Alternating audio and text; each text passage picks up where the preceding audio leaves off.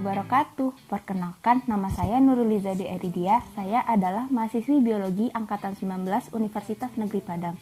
Nah, pada video ini saya akan menjelaskan tentang betapa pentingnya kita belajar kewirausahaan. Sebelumnya, kita harus mengetahui dulu apa itu kewirausahaan. Kewirausahaan adalah suatu proses dalam melakukan atau menciptakan sesuatu yang baru dengan penuh kreativitas dan inovatif serta bermanfaat bagi banyak orang dan juga memiliki nilai plus.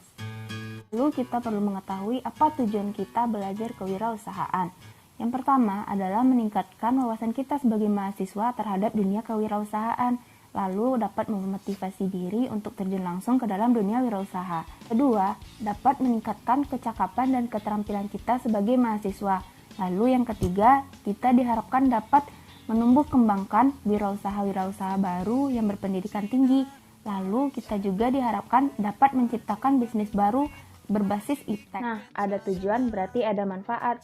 Manfaat yang akan kita dapatkan dalam belajar kewirausahaan yang pertama yaitu kita dapat menumbuh kembangkan jiwa wirausaha. Yang kedua, kita dapat meningkatkan soft skill. Yang ketiga, kita dapat memberanikan diri untuk memulai suatu usaha. Lalu, kita juga mendapat pendampingan khusus dari guru atau dosen kita dalam berwirausaha. Dan yang terpenting, kita akan mendapatkan bekal ilmu untuk mencari nafkah, bertahan hidup, dan berkembang di masa depan. Nah, selanjutnya saya akan membahas 4 poin penting dalam materi ini. Faktor dan motivasi kewirausahaan. Yang pertama adalah kita harus memiliki niat dan tekad yang kuat. Yang kedua, kita harus memiliki modal yang cukup. Yang ketiga, kita harus menentukan target pasar. Yang keempat, pelayanan yang baik. Yang kelima, networking yang luas.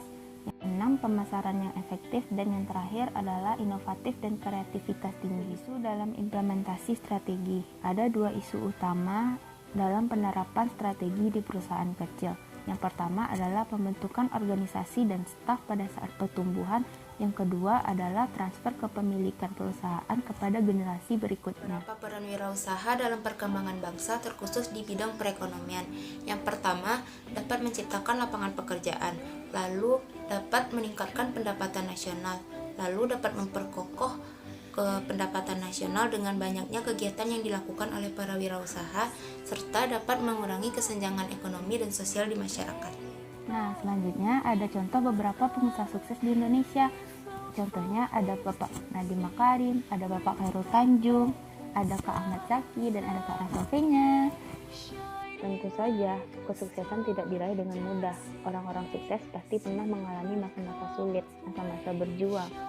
So, doain aku dan kalian semua yang nonton video ini, kita akan menjadi orang sukses di masa depan. Amin.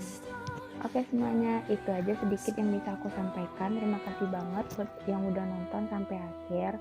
Aku mohon maaf jika ada kata-kata yang salah. Assalamualaikum warahmatullahi wabarakatuh.